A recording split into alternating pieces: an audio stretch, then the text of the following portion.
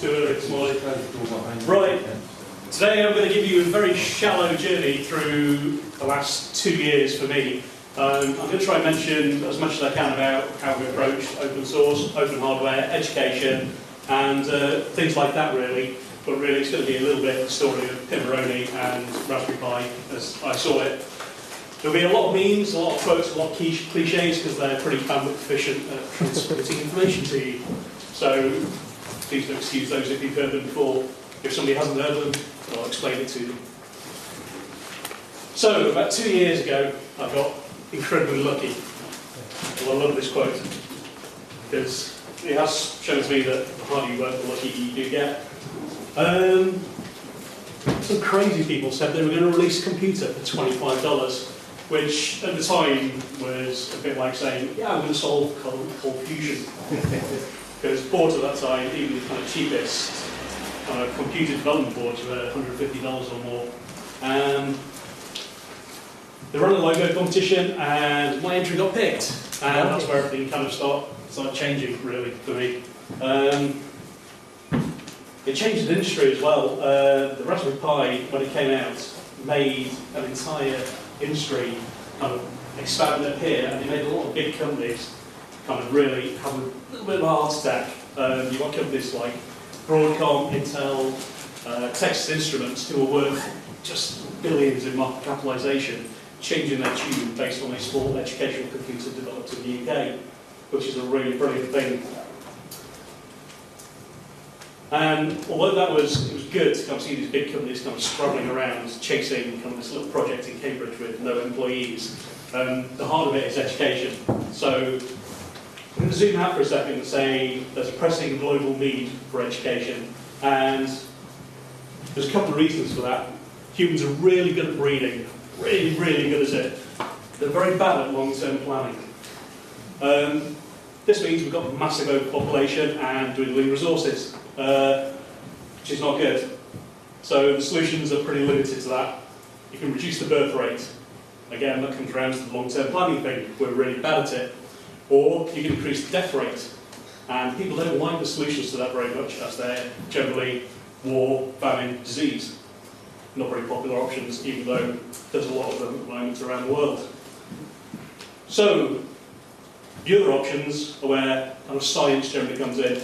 Increase resources or find new ones. We're already working on increasing resources through science. India, for instance, generally only feeds itself because they use very high yield crops.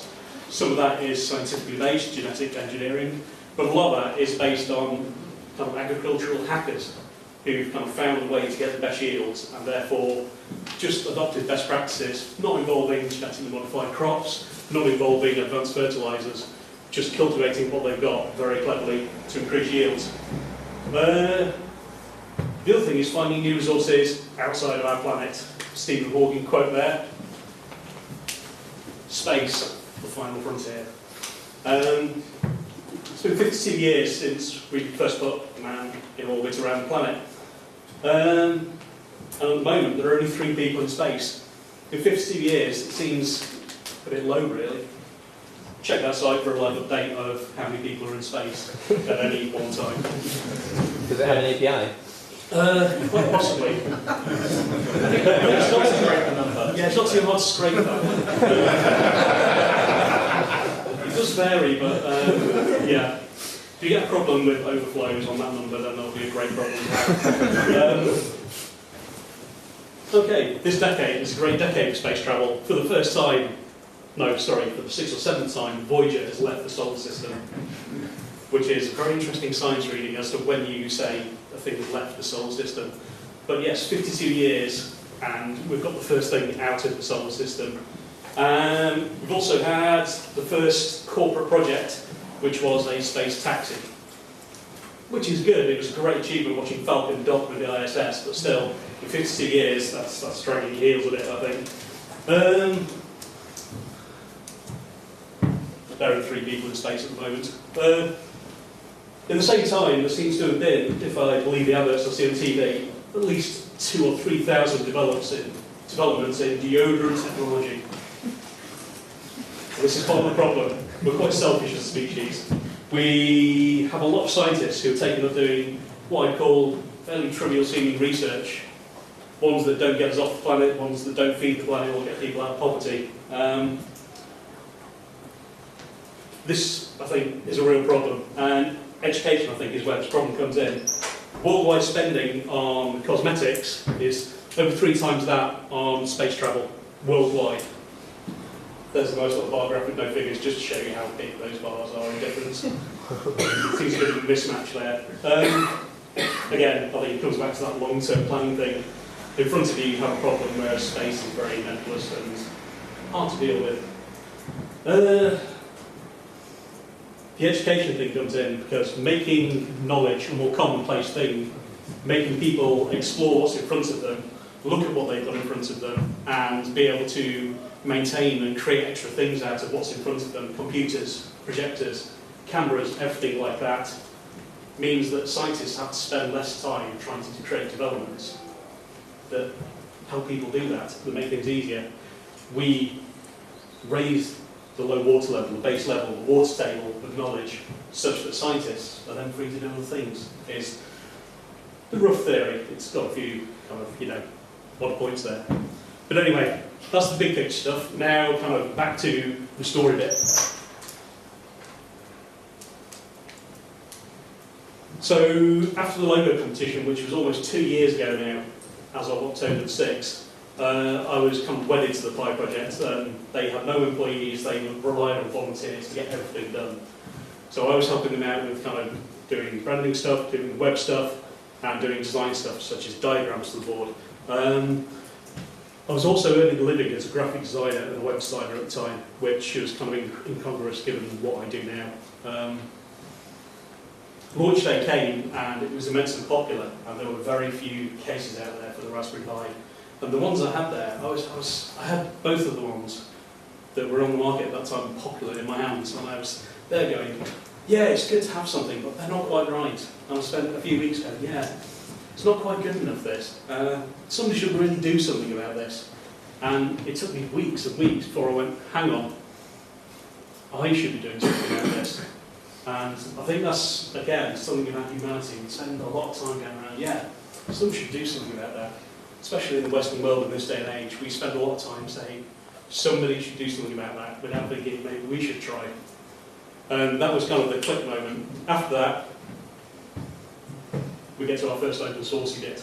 I wanted to build a case, and I had been following Adafruit and SparkFun. I knew about open source, hardware and software, a little bit, but very shallow bit. So I knew that they use laser cutters to make these things, and I wanted to use laser cutters. But they're still, in this country, very hard to get your hands on and to get familiar with. It's better now than it was 5 years ago, but still very hard.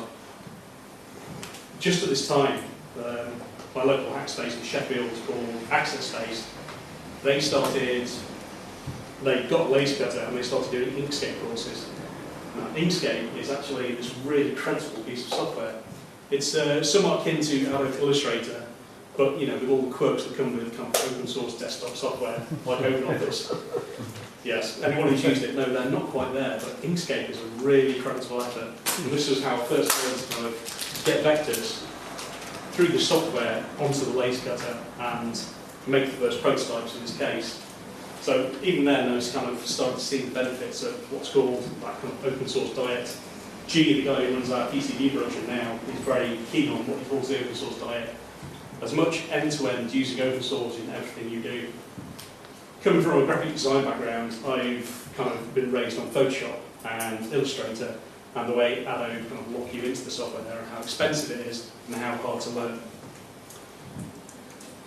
The other thing was, one of the boxes I had was Adafruit's Pibow, which was laser cut and also open source. They actually, just with a tributation, you could take the design and remix it, reuse it. So, you haven't got anything on the wall. Yep, that's all right. I'm just talking now. Stare into the space and see how it is. The slides will come back briefly, I promise. So we got laser cutters in, and the software on them is terrible, but we're still using it now. And one of the things we want to look at in the future is getting something like a Mac3 board or an open board in. But again, because we got popular very quickly, we had a time problem. And one of the things with a lot of open source hardware is it just requires some time investment to make things, which is something we're looking forward to doing, but we're still on the back foot with that. But after seeing how AFRIP done with openness, we did decide we wanted to open source our case to some extent. Now it's really hard. We've now got 5 employees, and a lot of the revenue that pays their wages comes from selling primarily Pibow, although it's changing a bit now. It's very hard for us to say we're going to open source this completely, let anyone make this case and sell it, because they will, and the thought of not being able to pay people because somebody else is selling a case that we made was scary. So we took the kind of, it's like chicken way out. Our rationale being that we like education, we like sharing knowledge, we want to raise that awards table of knowledge. So we open sourced it with a Creative Commons non-commercial license, which is something I'm seeing cropping up in a few places now. Seems to be very popular, and it's kind of giving away the knowledge so people can learn and remix and do things around your thing without kind of giving away the farm so anyone can make a case, which sounds pretty good. In some ways I wish we'd been a bit braver, because what it turns out actually is if you have something that's popular enough, people will copy it, rip it off, clone it anyway. It's going to happen with anything popular enough, and whether you're open source or not, seems to be a little object after that. It just slows down the rate of change, the rate you get cloned at. Then we come on to the kind of sticky issue of intellectual property enforcement. Intellectual property was originally designed back, first copyright law was the Statute of Anne back in 1710 in the UK, the reign of Queen Anne. And what that did was, it was the first time that the right to reproduce something or control copying something went from publishers to the actual authors who'd made the work. And that was kind of the thing that came on today. And the Act, when it came in the statute, was very clear that this was to advance the learning and technological progress of humanity. That was very clear in the statute. It doesn't feel that way today. Copyright feels like it doesn't do that at all. It's there to ensure business, it's there to profit record companies, it seems like. And if you're a little guy, it's very hard to actually litigate and protect yourself. It costs a lot of money to go to court, and for a big company, they've got a lot of money to threaten people with litigation for time up for ages. And litigating takes you away from what you like doing. We like making stuff, we like designing stuff, we like creating stuff around that. And any kind of litigation is just anathema to that, because it takes away time, it limits the way you do things, and just the act of litigation happening is very bad for business. Whether or not you lose or win, you've already lost the game by happening almost. In this way, the open source thing works because you can then create something, get it out there, make your money, and then move on. And I think that's good for human progress. And if you've open sourced it, then you take away the incentive for big companies to try and muscle into it, really, because anyone can go and make it, anyone can retail it, earn a trust on it. So yeah, that's a little bit on the litigation there and the whole intellectual property enforcement.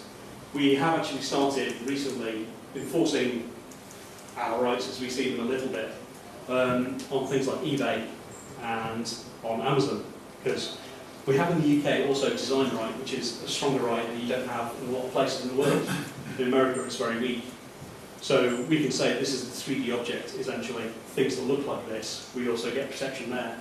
And in cases where we've seen people are just cloning, they're not giving anything back to the community, we have used essentially the mechanisms that eBay and Amazon put in place, akin to the DMCA, to have those taken down, which feels a little bit icky, I've got to admit. I love being able to have copyright as a designer, I love being able to say this is mine and I can control it, but still, actually enforcing it feels like it's retarding the progress of humanity in a little way.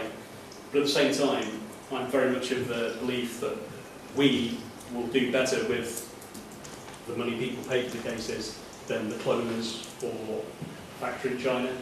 So that's the way I kind of sock my soul by saying we are there to do something better and give more back. But then, how much better do we do? We've got people like Ben from Oxford here. Yeah, Aaron from Light here. And they are very much, they've been doing open source for years, open source hardware, and doing it properly.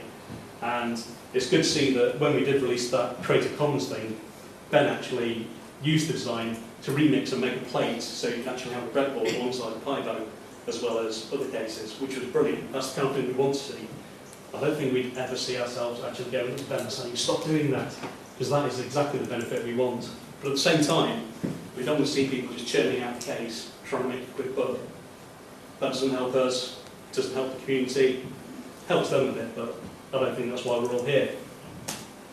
So that's kind of our experience with open sourcing kind of our main product. When it comes to open source hardware, that's something that we haven't really done properly yet, but will be doing soon, because we now, thanks to the sale of Pibow, we have a pick and place machine, which is a great toy.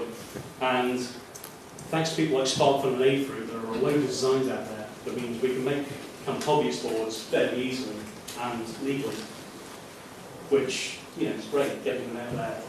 Because these things are kind of at the core of people making their projects. They're very enabling things. So we love them to bits. And at the moment, we're just testing our feet with things like the Pibow, which, I don't know, can I open source that? Yeah, absolutely. Cool. I don't know why we haven't already. Right, we'll get there. Yeah, you just hit an open hardware. For real. Cool.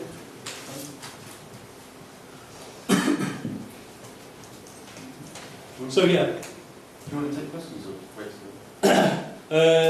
Wait for a bit, we're actually quite close to time, aren't we? So rushing ahead here.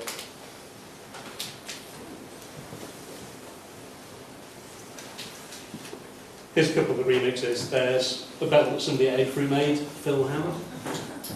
Paint My Dragon. He's the guy who contributes a lot of source to A-Fruit's open libraries that go with their kit. Phil Beech as well. And he remixed it to have a belt clip on, which we love. And I don't know who made that. No. Yeah. Cool. So access space. Yeah. So here are 4 freedoms of free software. Sorry, not open source. Apparently there's some kind of distinction there. Does anybody know what those distinctions are? Between free and open source? Yeah. Open source means you get the source, free software means you can actually do something with it. That's it. That's about my knowledge as well, but apparently there are big arguments on the internet about this. But just to run back over them, freedom to run software. I think the equivalent in open hardware is the freedom to use the hardware for whatever purpose you like, really, rather than it being locked off or controlled by somebody else with DRM. Freedom to study and change, so this requires releasing designs.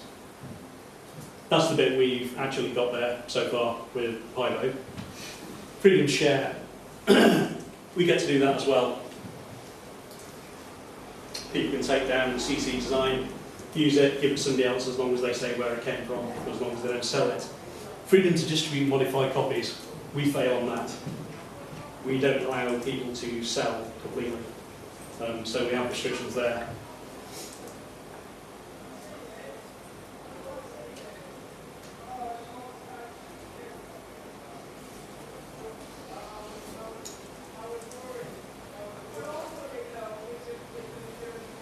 So I'm just catching up with where I am in my notes here. I do apologise.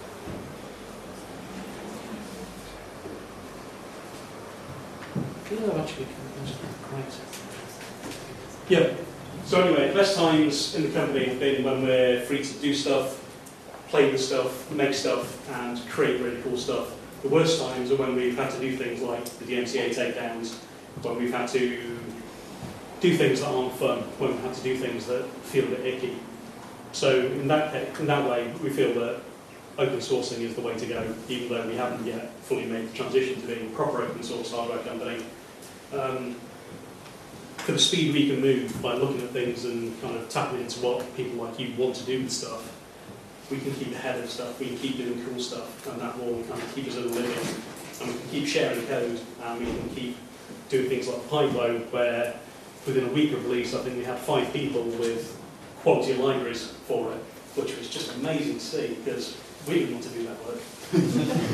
And because we put it out there, told all about hardware, and because at some point we'll be releasing hardware files, people supported it, and that was one of the best things. If you are a company that goes out there, puts yourself out and says, we believe in this, we believe in education, we believe in cool stuff, and we don't just go and buy Aston Martins with stuff you buy from us, then you make a lot of really good friends. The people we meet around the Pint community, people like Simpleside, people like Jason Burb, I only do online handles, people like Ben, people like Aaron, who was pretty fundamental in getting us to understand lace cutters and getting up to production speed, and was absolutely and completely generous with his time and his knowledge. They're the things that kept us going, kept us happy through this year of kind of making over 65,000 Pibows now, which is pretty much a one-note flute so far, but now we're moving on to other things like the Pibow and the Pibow, and yeah, we've got a long road ahead of us. Okay. That's my rambling just about over, so I think we've got some time for questions. Any burning questions?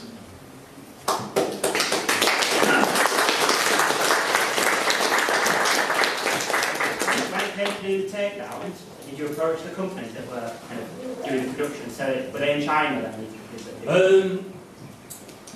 No. One of them was in California, he was just a student. A lot of them, they did it kind of out of ignorance, but when the ones we did get in touch with, they responded reasonably well because we weren't cease and desist. It depended how easy it was to get in touch with them, to be honest. How much the contact details were available. A lot of the time, it's one of the few bits of DMCA I actually like. It's a very bad law, but the takedown system almost kind of works. You say, I believe this under pain of perjury, this infringes copyright. And the person can put it back up if they say, no, I believe you're wrong, and I'm willing to start a good call and say that. Most people, it did seem, but did get the feeling they were out just to make a quick look. So as soon as they got kind of any touches, they were going like, whoa. So they weren't mass producers doing the volumes, they tended to do a couple of hundred. What's that, sorry? They weren't mass producers doing tens of thousands or anything like that. Smaller production ones. So far it's been hundreds, we've seen. Yes? Did anyone here approach you, for example, a student come back to you and say, can we make it under license? Nobody's asked about license so far. No. But I think it's something we're open to a conversation about. I'm just thinking, you know... Students, I mean, when you say license to students...